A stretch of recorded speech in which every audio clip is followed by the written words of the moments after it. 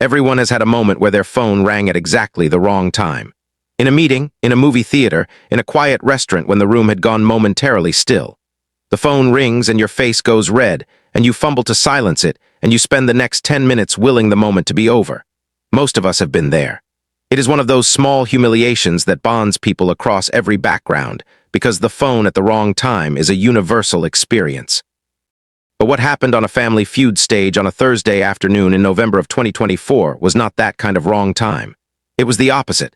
It was the kind of moment that makes you believe, if you are inclined to believe such things, that some things happen exactly when they are supposed to, that some interruptions are not interruptions at all. They are arrivals. A woman named Gloria was standing at the Family Feud podium mid-game, mid-sentence when her phone rang. She had forgotten to silence it. She reached for it with an apology already forming on her lips, ready for the embarrassment of the moment, already calculating how quickly she could make it stop. And then she looked at the screen, and everything stopped. Not just the game, not just the sentence, everything. If you are new here, please hit subscribe right now and give this a like, because we are here for exactly this kind of story, the kind where life interrupts itself in the most necessary possible way, and we never want you to miss one. This is that story. Gloria Reyes was 49 years old, a hotel manager from San Antonio, Texas, and the kind of woman who kept everything running without making it look like work. She had been doing that her whole adult life, managing the logistics of large systems, keeping track of the 10,000 moving parts that had to align for a day to go well, absorbing the problems that came at her from every direction and solving them calmly before anyone else had finished registering that there was a problem. She did this at work, where she had managed the same downtown hotel for 11 years and was known by her staff as the person you went to when you did not know who else to go to. She did it at home, where she was the mother of 3 adult children, Marco, 28, Sophia, 25, and the youngest, Diego, who was 22 and had always been, as Gloria put it with equal measures of love and exhaustion, the most Diego of her children. She did it for her extended family, her church community, her neighborhood. Gloria was a manager in the deepest sense of the word, not because she had been assigned the role. Because she was constitutionally incapable of watching something fall apart when she could hold it together. The cost of this was something she did not talk about much. The cost was that very few people ever thought to hold things together for her. She was so reliably the one doing the holding that it did not occur to the people around her to wonder if she ever needed holding too. Her sister Carmen, who was 45 and lived in Austin, had submitted the Family Feud application. She had done it as a birthday gift. She had written in the personal statement that her sister had spent 30 years taking care of everyone around her and deserved a day that was purely, unambiguously fun. That no stakes, no logistics, no one needed anything from her, just a game and some lights and some laughter and the chance to be a contestant instead of the manager. The producers had read that statement and called within 2 weeks. The team was Gloria, Carmen's husband Felix, who was 47, and thought he was funnier than he was but was funny enough that it worked. Gloria's daughter Sophia, who had driven up from San Antonio specifically to be there, and who had her mother's organizational mind and her father's laugh. And a man named Uncle Beto, who was technically Gloria and Carmen's great-uncle, 74 years old, the oldest living member of their family, and who had agreed to come on the condition that he got to sit in the middle because he said he had always performed better from center stage. Nobody questioned this. Uncle Beto had a quality of serene self-assurance that made questioning him feel somehow beside the point. They were a warm, vivid, deeply funny family, the kind that had its own internal language, its own shorthand jokes that went back 20 years, its own particular rhythm of love that showed up as teasing, and then every so often as something unexpectedly tender. The pre-show process had been lively. The producer who sat with them for the pre-show interview said afterward that it was the most she had laughed during a pre-show in 2 years, largely due to Uncle Beto, who had a story about a mule and a county fair that was technically irrelevant to every question she asked him, but that she had let him tell in full because stopping it would have been a crime. Gloria in the pre-show had been warm and present and laughed easily at her family's jokes. But the producer had noticed something underneath the warmth, a quality of watchfulness. The same quality she imagined Gloria carried into the hotel every morning, always aware, always tracking, always the one in the room with the fullest picture of what was happening and what might need to happen next. She asked Gloria at the end of the pre-show conversation what she was hoping to feel today. Not win, not do well, feel. Gloria had paused.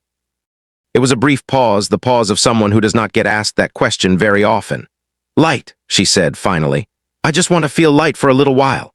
The producer had written it down. She had been thinking about it all morning. What nobody in that studio knew, including Carmen, who had set the whole thing up, was that Gloria had received some news 4 days before the taping. Not catastrophic news, not the kind that ends things, but the kind that recalibrates everything. The kind that lands in your chest and stays there while life keeps moving around it. Her youngest son, Diego, the most Diego of her children, had been living in Denver for 8 months. Working a job, he said, was fine. In an apartment, he said, was fine. In a life that he said, every time she called, was fine. Gloria had known for the past several months, with the particular knowing of mothers, that fine was doing a lot of work in those sentences. Diego had always been the one who felt things more than the others, more porous somehow, more affected by the weather of the world around him. She had watched him struggle after college with the particular struggle of a young person who is intelligent and sensitive and not sure yet where those qualities belong in the adult world.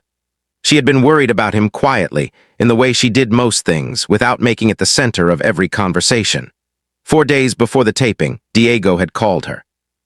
He had called in the middle of the afternoon, which was unusual. Diego called at night when he called, never during the day.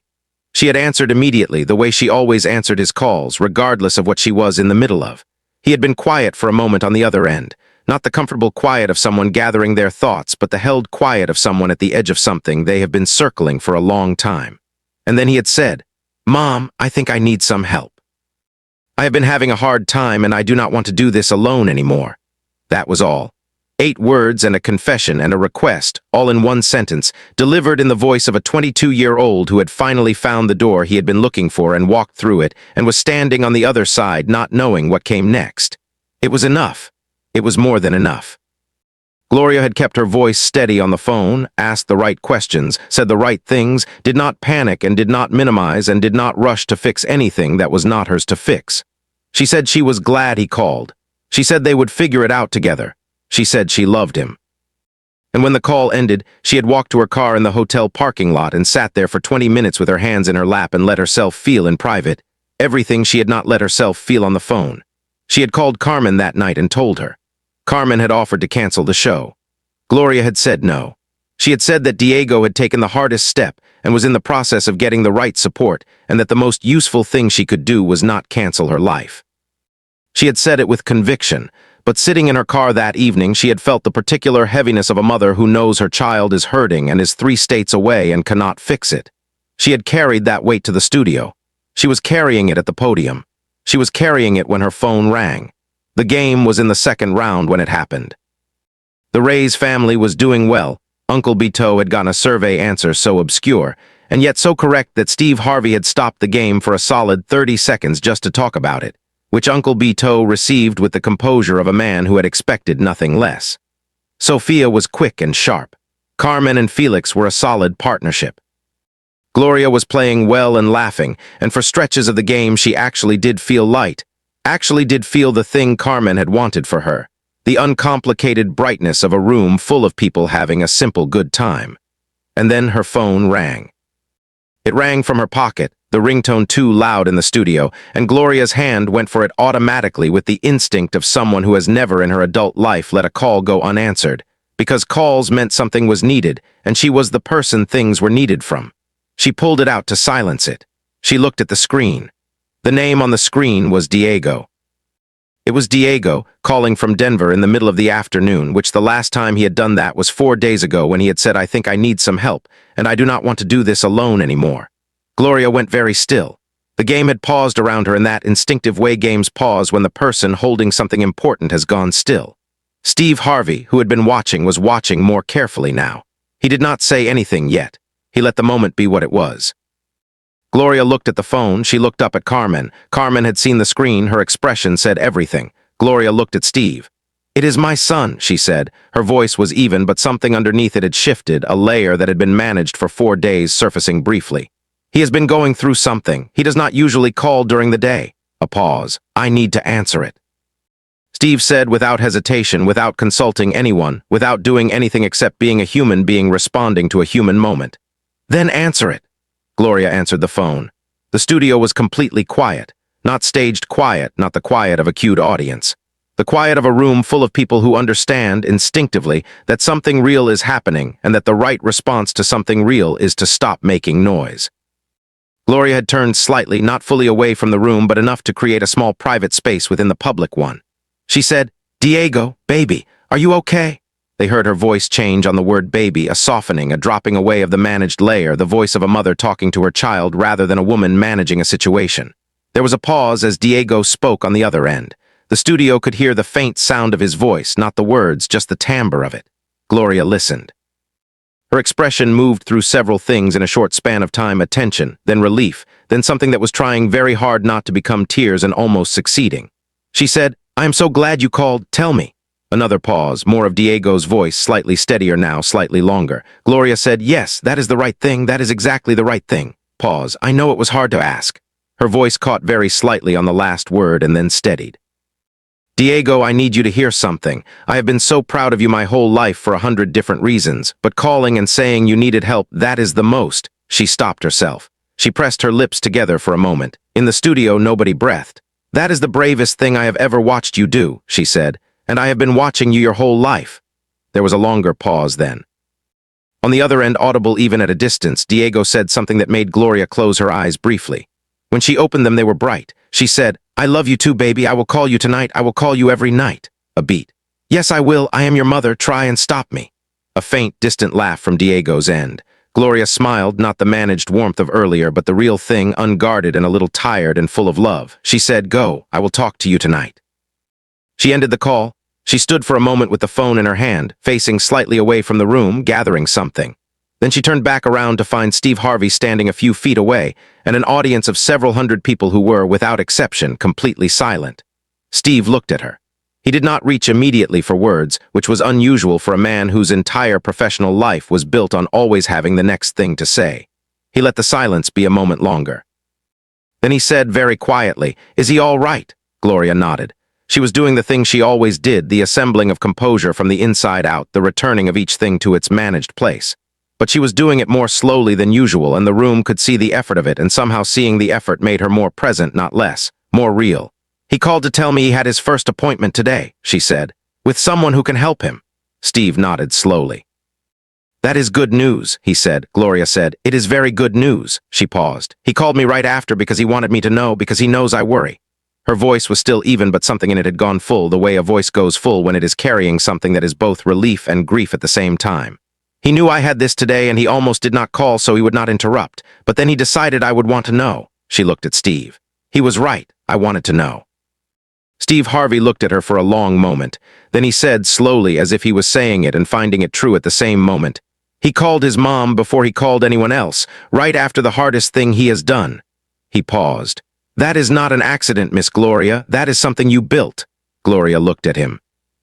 Her composure, which she had been reassembling piece by piece, came apart quietly and completely, and she cried, not dramatically, not loudly, just steadily and honestly, the way people cry when relief and exhaustion and love all arrive at exactly the same moment. Carmen was beside her immediately. Sophia had come around the podium. Steve Harvey stepped back slightly and let the family be the family, which was exactly the right thing to do, and which he knew was exactly the right thing to do. And the audience, all several hundred of them, sat in the quiet of a room that had just witnessed a private thing that had been allowed to be private even while being witnessed. And nobody said anything for a while because nothing needed to be said. After a few minutes, Gloria straightened up, wiped her eyes with the efficiency of someone returning to a task, and looked at Steve with an expression that was composed and open and a little raw around the edges. Steve said, "You feel up to finishing this game?" Gloria said, "Absolutely." Uncle Beto, from his center position, said, "She is a Reyes. We finish things." The audience laughed, which was exactly what the moment needed, and the game resumed, and Gloria played the rest of it with the particular quality of someone who has just put down a weight they have been carrying for 4 days and can feel the absence of it in their arms. She was lighter, not in the way Carmen had imagined when she wrote the personal statement, not the uncomplicated lightness of a day without stakes. The other kind. The kind that comes after something difficult has moved, even slightly, in the right direction. The kind that is made of relief and love in equal parts and feels when you are finally in it, like the thing you were waiting for without knowing you were waiting. The Reyes family did not win the game. They came close, close enough that Uncle Beteau disputed the final score with a dignity that suggested he intended to write a letter. But they fell short by 19 points, which Felix said was the other team's fault, and which the other team graciously accepted responsibility for in the spirit of the day. But nobody in the studio was thinking about the score when the final buzzer sounded. Steve Harvey, who usually had a closing line ready, took a moment before he said anything. Then he spoke to the audience and the cameras with the directness he reserved for the moments that were actually about something. "Today," he said, "we watched a phone ring at what looked like the wrong time, and it turned out to be exactly the right time, because it was a son calling his mother right after he did the bravest thing he had done in his life, and she answered, and she told him she was proud of him, and that is all some people need to keep going." He paused. "I have done a lot of television. I have been in a lot of rooms. I have never watched anything quite like what happened in this room today." He looked at Gloria. "Miss Gloria, you can manage anything." Gloria shook her head. "Not anything," she said, "but most things." She paused. "And the things I cannot manage, I have learned to ask for help with." She glanced toward the phone in her pocket. "Diego is learning that too. He just needed a little more time than me." The clip spread in the particular way of things that are both public and deeply private. Carefully, quietly, with people writing to each other, "This is for you," more often than they posted it publicly. It reached people who were in the middle of their own versions of what Diego had done, who had made or were about to make or were trying to find the courage to make the call that said, "I need help, and I do not want to do this alone anymore." A young man wrote, "I watched this 3 times. I have been trying to call my mom for a week and not doing it. I called her tonight." A mother wrote, "I have a son who has been struggling and who has not called yet. I'm going to send him this and say nothing else. Just send it." A woman wrote, "The line that got me was Steve saying that is not an accident, that is something you built. Because I think about that all the time with my kids, whether I am building something in them that will hold them up later. This made me think I might be." Mental health advocates shared the clip extensively, focusing on Diego's decision to make the appointment and call immediately after. The moment of reaching out as an act that gains momentum from being witnessed, from being received, from having someone on the other end say, "That was the bravest thing, and I have been watching you your whole life." A therapist wrote that the phone call between Gloria and Diego was, from a clinical standpoint, a textbook example of what a good receiving response looked like.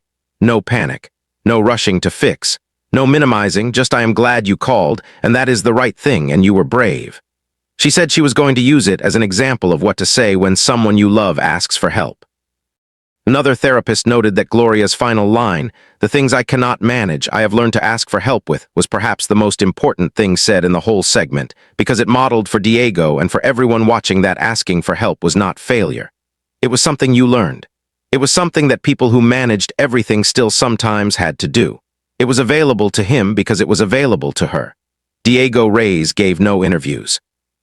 He had no interest in the public dimension of what had happened, which was entirely his right and entirely consistent with the personality of a young man who called his mother from Denver on a Tuesday afternoon, not because he wanted an audience, but because he had just done something hard, and she was the person he wanted to tell. But Gloria mentioned him once, in a brief conversation she had with a journalist who had reached out carefully and respectfully, asking only about how she was doing, not about Diego directly. She said he was continuing to do the work. She said that was all she would share, and she said it in the tone that closed the subject gently and completely, the tone of a woman who managed things, including the boundary between her son's private life and the rest of the world. She said one other thing that the journalist included because it was too precisely true to leave out. She said, "People always say that the hardest thing is asking for help, but I think the second hardest thing is being the person someone asks. Because then you have to know what to say, you have to receive it right. Diego trusted me to receive it right. That is not something I take lightly." She paused. "I have been practicing my whole life to be the person people could bring things to." I did not know that practice was for him, but it was. It was always for him. Steve Harvey, in his own reflection on the day, returned again to the same moment. Gloria turning back around after the call, phone in hand, composure rebuilding from the inside out, facing a studio full of strangers who had heard everything. He said that in that moment he had seen what he called the full cost and the full reward of a life spent being the person who holds things together. She spent 30 years being the one who answered, he said, and when her son needed someone to answer, she was there. She had always been there, he just had to call. He shook his head. And he called right after the hardest step, before anything else. He called his mom. He was quiet for a moment. "That is a whole life of love right there, in one phone call in the middle of a game show," he smiled. "Television is something else sometimes." There are phones in pockets all over the world right now belonging to people who are waiting for a specific call. Not any call, the call. The one from the person they have been quietly watching and worrying over. The one from the child or the friend or the sibling who has been saying fine for too long and who they have been hoping, in the private space behind every ordinary interaction, would one day say something other than fine. Gloria had been waiting for that call for months without letting anyone see her wait. And it came on a Thursday afternoon in a television studio at exactly the wrong time, which turned out to be exactly the right time. Diego did not call because the moment was convenient. He called because he had just done the bravest thing he had done in his life, and his mother was the first person he wanted to tell. That is not something you can plan or engineer or manufacture. That is something built over a lifetime from all the times you answered, all the times you said I am here. All the times you managed everything that needed managing and left a light on anyway for the thing that could not be managed, the thing that just had to be waited for, the call that would come when it came in its own time, in its own way, and its own brave, necessary, unpredictable hour. If someone came to mind while you were reading this, someone you have been waiting to hear from, or someone you have been meaning to call, let this be the thing that moves you to do it. Today, not later. Today. And if this story reached you in the way we hoped it would, give it a like and share it with someone who needs to hear it. Subscribe so you never miss a story like this one. We will keep finding them, because they are happening all the time, in studios and parking lots and phone calls on ordinary Thursday afternoons. You just have to be willing to pick up.